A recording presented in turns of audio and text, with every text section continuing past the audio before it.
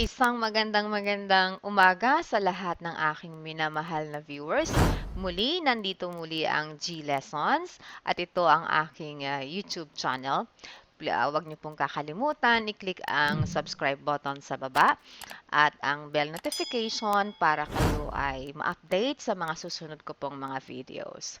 Sa lahat ng aking viewers, sa aking day 1 and day 2, maraming salamat sa pagtangkilik at yung mga aking mga former students, nakakatuwang isipin na nandyan pa rin kayo at muling binabalikan at naaalala ang inyong mga karanasan sa mga panahon kayo ay aking naging estudyante. Nakakatuwang isipin na ako ay hindi nyo makakalimutan o nakakalimutan dahil minsan sa buhay ninyo ay naging parte ako sa isa sa mga asignatura ninyo noong kayo ay nag-aaral pa. Sa aking mga current students sa Bachelor of Science in Office Administration, alam ko ito ay ang pinakamahirap na subject ninyo because this is one of your major subjects. And tulad ng ilan, ang iba ay umaalis dahil sa nahihirapan sa asignatura na to. Kaya nga, ang channel na to ay isang pamamaraan para maipaliwanag sa inyo ng paulit-ulit ang lessons para ganap ninyong maintindihan ang pagsusulat at pagbabasa ng shorthand. Maraming salamat muli at sa mga susunod ko pang mga videos, sana po subaybayan ninyo. Hayan. So, babalikan natin, no? Atin munang balikan ang Lesson 1 at Lesson 2, kung ano-ano ang mga letrang ating mga natapos. At inaasahan ko, you could still remember the sounds of letter A, the symbols of letter E, symbols of S, F, V, T, D, M, N, O, R, L, letter H, and letter ang word ending ing. Uh, Samahan po ninyo ako hanggang sa dulo ng video na to sapagkat magbibigay ako ng free load sa makakasagot sa aking tanong sa dulo ng video na to. Mag-click lamang po sa baba, mag-comment ang tamang sagot at mamimili ako ng mapalad, makakatanggap ng 100 pesos load. Iyan ay bilang pasasalamat sa pagsuporta sa aking channel. Okay. Ang pag-uusapan natin ngayon ay Lesson 3. And ayusin lang natin ang ating camera for a while. Okay. Yan. Now, sa shorthand, meron tayong tinatawag na brief forms. Ano nga ba ang mga brief forms? Ang brief forms sa stenography, these are commonly used words, no? Words that are frequently used, no? O madalas nating ginagamit sa tuwing tayo ay nagsasalita or nagsusulat. Okay? Ngayon, alamin natin, no, ano-ano ang mga karaniwang ginagamit natin o madalas nating gamitin when we write and when we read. Okay? Most often, ang mga salitang ito ay conjunction, articles, prepositions, and the like. Okay? So, simulan na natin kung ano ang mga brief form na to. Uulitin ko, ang brief forms ay mas pinaigsip pa dahil nga madalas itong ginagamit. So, it's really very short para mas mabilis ang ating pagsusulat. Okay. Now, ang that, kung hindi siya brief form, it could be letter H, remember, or a word ending ing. Pero pagdating sa brief form, yan ay a or an. Okay? Yan. Okay, ang susunod nating symbol ay this one is your letter R. Pero sa brief forms, ang gamit dyan ay tatlo. It could be R or R, okay, or our. Alright? So, tatlong gamit niyan. Ngayon, ang tanong, kailan ko ba dapat gagamitin ito? Are ba or our? So, ang technique dyan is you have to understand the thought of the sentence. Ano ba ang ibig sabihin ng pangungusap na binabasa mo or itatranscribe mo? Ang sentence ba ay kailangan ito, our, or hindi? So, meaning to say, in shorthand, once you transcribe it, you should analyze the thought. Ano ba ang paksa or idea ng pangungusap? So, from there, kailangan taglay natin as office administration student, alam natin ang grammar. Magaling tayo doon. Okay? So, next. Yung ating letter M, which is a straight line, sa brief form, yan ay am. Okay? Am. Okay? So, that's it. Simple lang yan. Ngayon, nasusunod naman nating halimbawa ay yung upward straight line. Kung sa brief form, yan ay it or at. So, dalawa din yan. So, again, analyze the meaning that is being used in the sentence. Next, let's have the letter L. Diba? Straight line lang yan. Ngayon, dalawa din yan. Ano ang gamit ng symbol na to pagdating sa brief form? Yan ay will or well. So again, you have to analyze the thought of the sentence. Next, another one, yung M at saka R, pag nagsama yan, sa brief form, ang basa dyan ay Mr. Okay? Yan. Okay? Yan. Next, yung ating in or not na example here, sa brief form naman, yan ay letter N. See? N. Ang N na symbol sa brief form, yan ay in or not. Okay. Meron pa tayong dalawa. Yung bilog, which is a large circle, sa brief form, yan ay I. See? And then, yung ating V na symbol, sa brief form, yan ay have. Okay, have.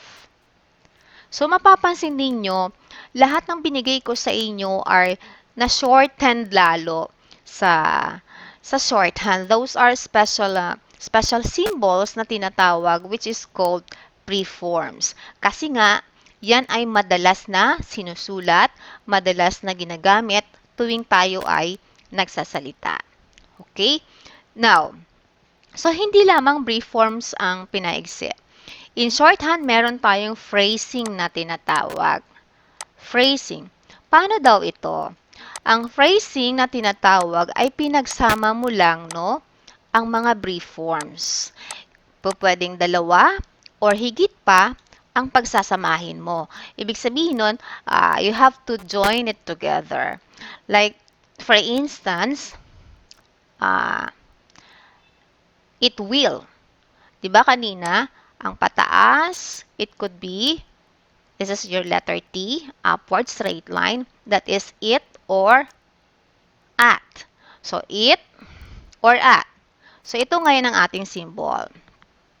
So, now, ano ngayon ang basa dyan? Parehas silang may dalawang kahulugan o dalawang ibig sabihin. Ito, pwede siyang it or at. Yung isa naman, pwede siyang will or well. So, mag-isip, ano bang madalas nating sinasabi? So, that is it will. Okay? Hindi naman siya po pwedeng it well, okay, or at well.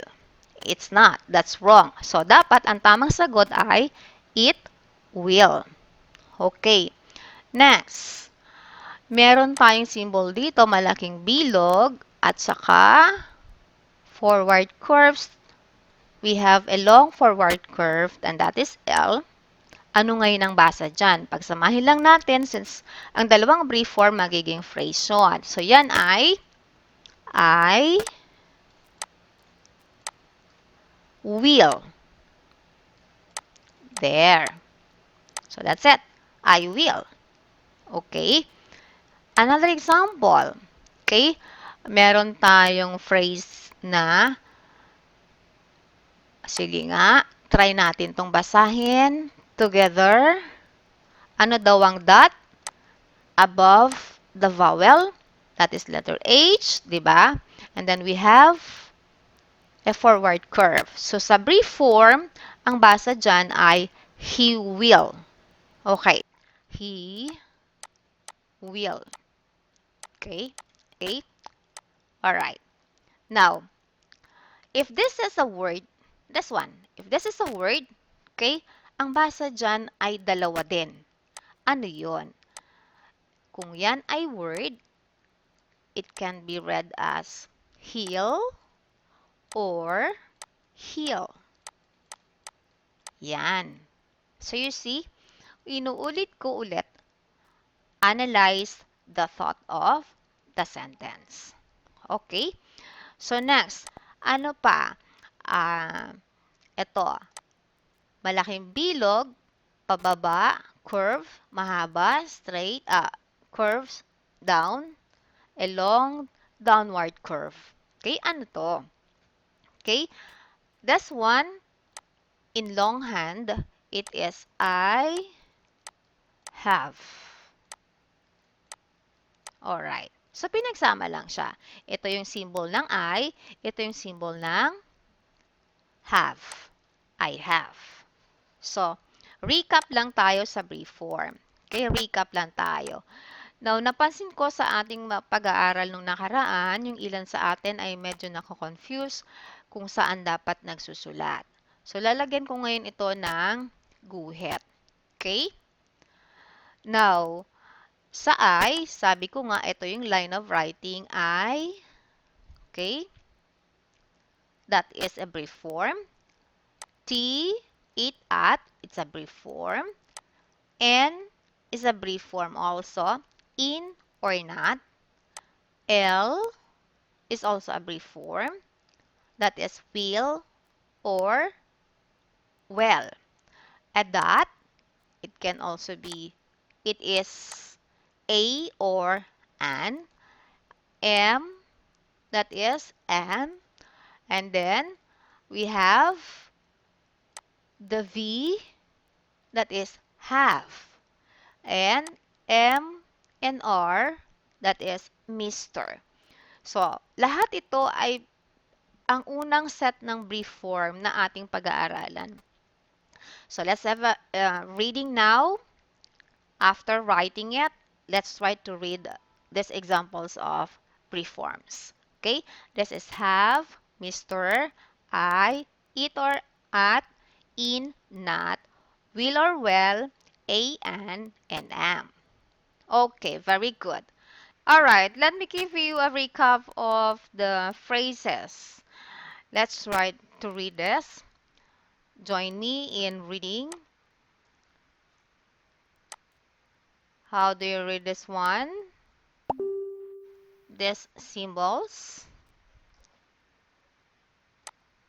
Okay, so this is I have not. Okay, and we also discuss I will not, or I am. Okay, I have not, I will not, I am. Next, we have he will not. He will not. And it will not. Okay? Or I have. I have. Okay? So that's it. Those are the phrases that I could give you now in lesson 3. Now, the in and not brief form, or the in brief form can could also be used as a word beginning. Word beginning. Okay? La, let's say for instance, the word is inside. Inside. Okay? And in here is only represented by letter N. And then let's identify the sounds here. Omit this one, it's not pronounced. So we have a downward curve for S, a broken circle for long I. Inside, it's a long I, and then joined D upward straight line. Inside. Okay. Now another example. The word is indeed. Okay, which is also commonly used. Indeed. There. This one, let's have N, and then D, and then E, N, D. Indeed. Okay, one last example. We have the word insight. Okay, insight. So words that begins in N, the N is only letter N. Okay,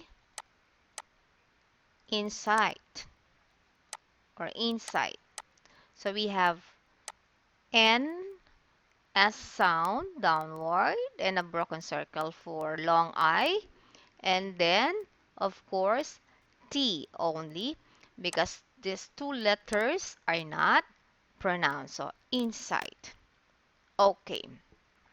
So, that's the recap of the rule in word beginning. Okay? So, next. In shorthand, the sounds of S can also be heard in the sounds of Z. Example, the word is saves. Okay. Now, the S sounds here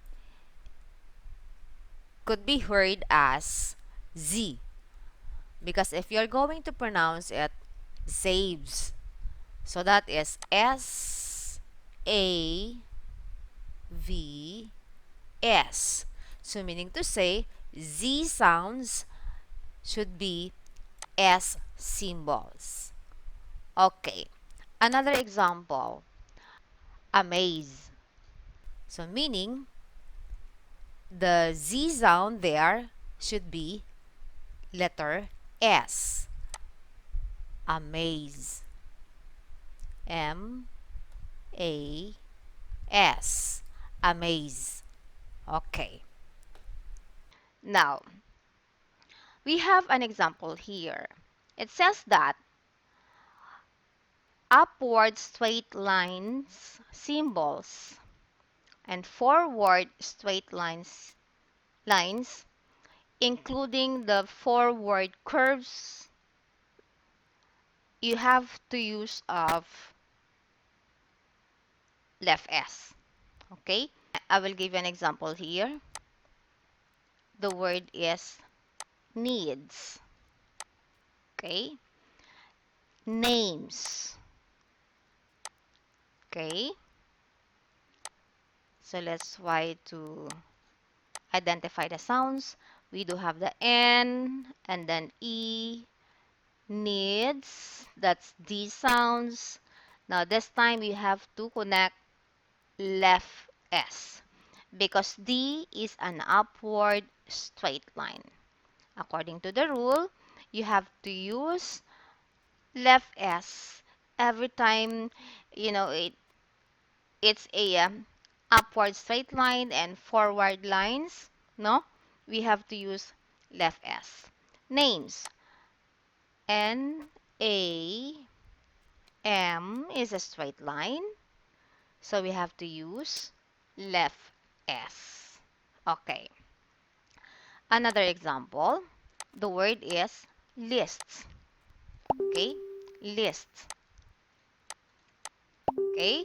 So we have to disregard the vowel there because it's not pronounced. That is L sounds the vowel E, left S, T. See? This one is a forward curve. So meaning to say straight lines upward and curves forwards, you have to use left S. Next example, we have rights. Rights. Rights. There you go. We have R sounds, a broken circle for I. I, rights is T. Now S.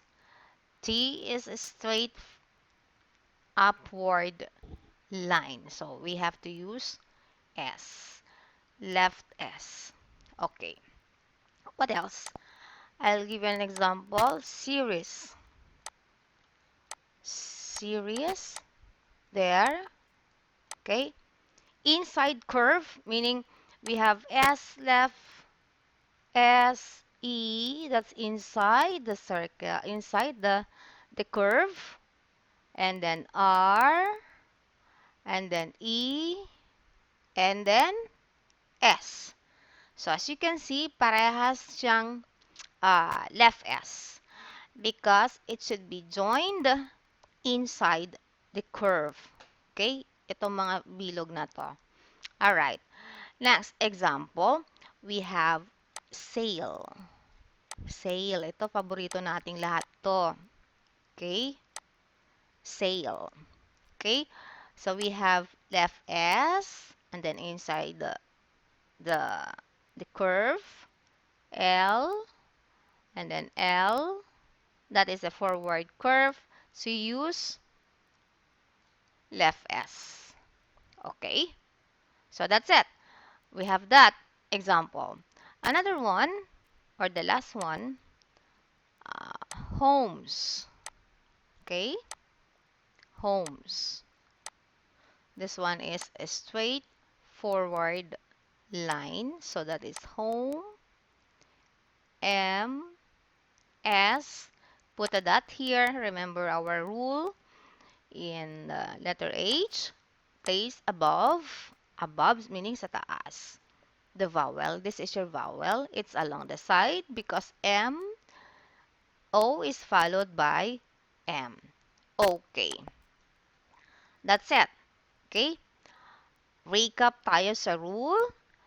Ang left S ay ginagamit saan? Pagkatapos daw ng letter T, letter D, letter N, pagtapos ng curve R, N, L. So, iyan ay ginagamitan ng left S. Okay. Next lesson. Let's proceed to P. Because we have the left S. This time, pag-aralan natin ang letter P sounds and letter B. Okay. Now, in shorthand, ang letter P ay kasing haba or kasing sukat ng letter F. Kung ano ang sukat ng F, remember your F is facing to the right, 1/2 of the space. This time, ang P is facing to the left. Same direction, downward curve. Ito yung opposite. That is letter P. Itong B, hanapin natin or balikan natin yung V natin. Facing to the right, one whole of the space, ito yung B natin. Pagka B as in boy, ito yan. Kasing sukat nito, but facing to the left. Yan. See? Ito ngayon ang letter P. This one is your letter B. Okay. See that? Ang letter P is facing to the left. Ang letter B is also facing to the left. Okay. So, yun lang ang inyong tatandaan. So, magbibigay tayo ng mga halimbawa tulad ng word na hope. Yan. Okay, hope. Kayo ba ay punong-puno pa rin ng pag-asa? Bagamat tayo ay nasa new normal ngayon? Okay. So, maglalagay lamang ako dito ng guhit para makita ninyo kung paano siya sinusulat sa inyong papel. Okay? First line, second line. This is one whole size. Okay? So, since kalahati daw ito ng ang sukat niyan, so dito tayo magsusimula or dito. Okay? Ang tunog niyan ay H-O-P. Omit this one. Kasi hindi siya naririnig. Very good. So, una mo nating isulat ang letter O, N, P. So, ilagay mo daw sa taas ang tuldok that represent letter H. Hope. Okay. Another example. We have more example here like for letter P, this one, the word is pay. Yan ang inaabangan natin lagi. Tuwing 15:30, ating salary, kailangan meron tayong take-home pay. Okay? Ano ang sounds nito? Letter P and A. Very good. You have to disregard Y. Okay? So, ang pagkakasulat niyan, facing to the left, and a big circle. Okay. Susunod pang mga halimbawa tulad ng spare. Okay? Tulad halimbawa ng word na spare. Yan. Spare. Pagsabayin natin yung isa pa. Space. Okay, space. So, guguhit ulit tayo para makita lang, no? At mas maliwanag. S is a tiny downward curve. So, magsisimula ka ngayon dito sa taas ng line. S. And then, idugtong dyan yung letter P. Ayan. Counterclockwise. Sunod mo lang. Tuloy-tuloy lang ang sulat. And then, diretso lang for curve R. Spare. So, wala ito. Okay? So, next, yung space, spa, yung C dito ay pronounced as S. Wala ito. Okay? So, we have S, followed by letter P, and then A, and there. Left S. Space. Okay. What else? The word is, what else? The word paper. Okay. Paper. So, dalawa ang ating letter P dyan. Okay. Draw lang ako ng line. Okay. So, yan. Letter P. A. Sorry, paper. Okay.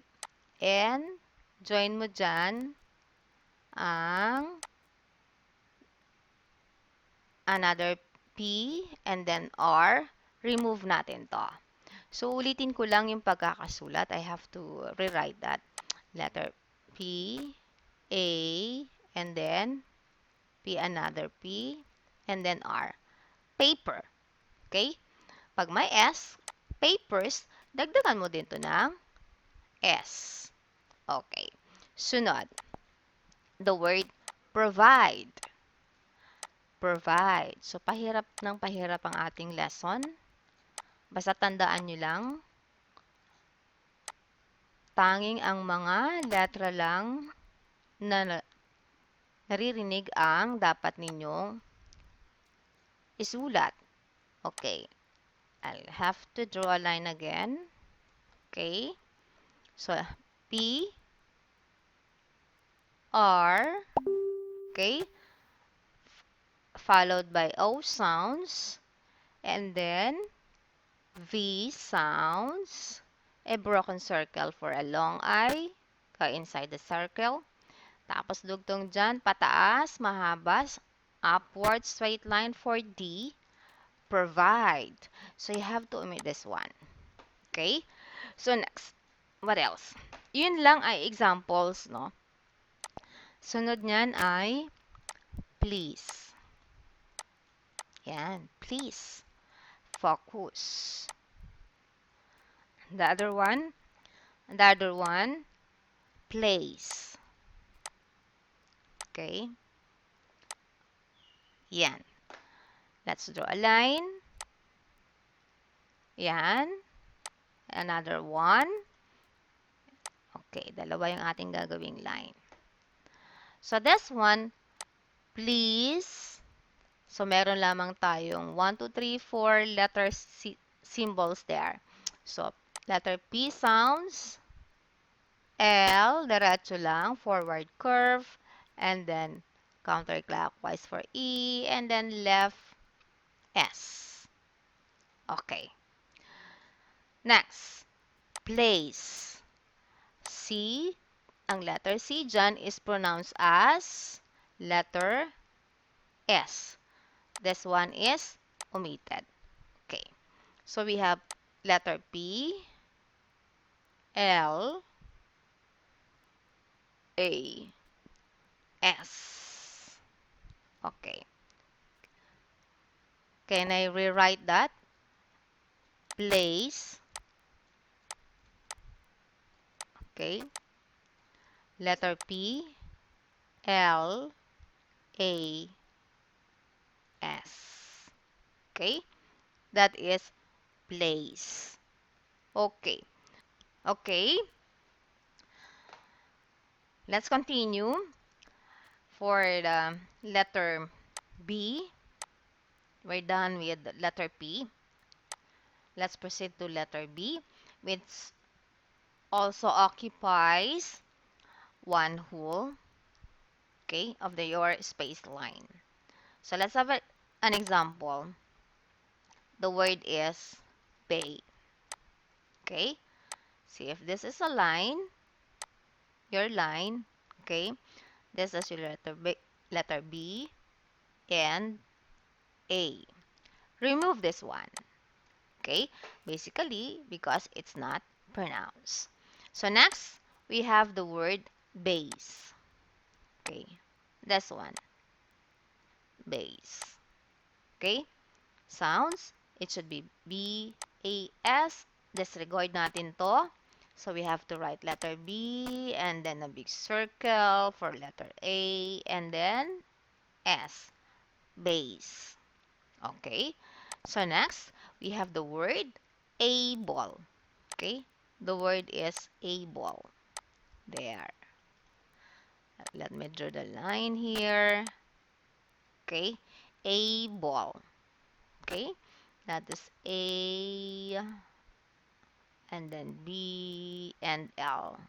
Able. Okay? Another one, labor. Okay? Labor. Okay?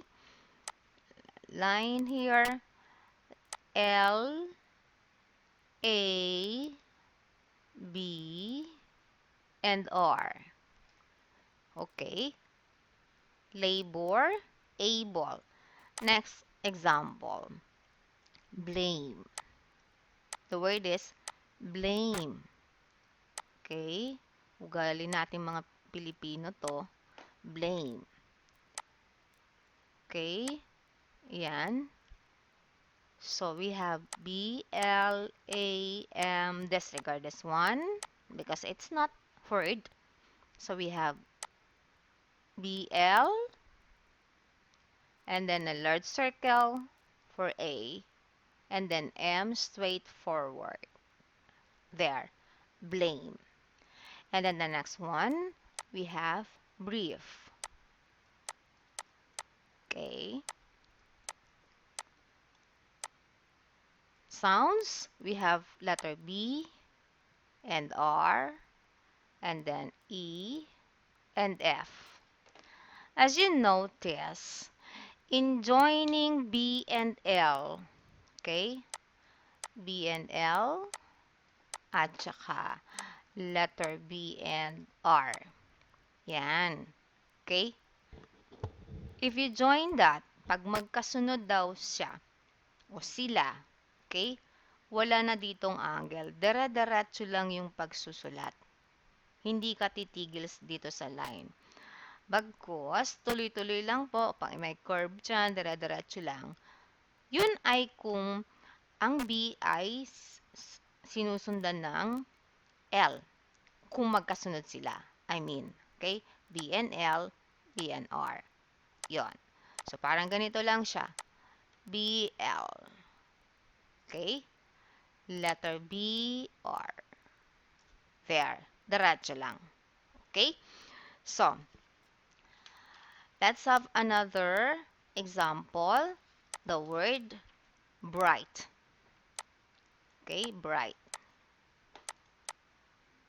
Okay? Bright. There. So, we have B. Ayan, diretso lang. And then, a broken circle. Pasok sa loob ng circle for a long I. And then, labas ka doon. That is bright. Okay? Next. Last example. We have the word label. Okay? This one. Okay. So, we have letter L, A, B, diretso lang, L. Okay. So, let's have a recap mula sa ating lessons. We have discussed brief forms, yung left S, and then yung letter P, and letter P. Alright, that ends our discussion for today. Alright, that ends lesson 3 and I do hope you have learned a lot. And para po sa free load na aking ipinangako, please comment your number below. And this is the question. What is the term in stenography that pertains to the commonly used or frequently used words that are being shortened? And these examples are the conjunctions, articles, and so on. Ano ang tawag nito sa shorthand? Good luck sa mananalo. And please, again, don't forget to click the subscribe button below and the bell notification for updates. Thank you for watching.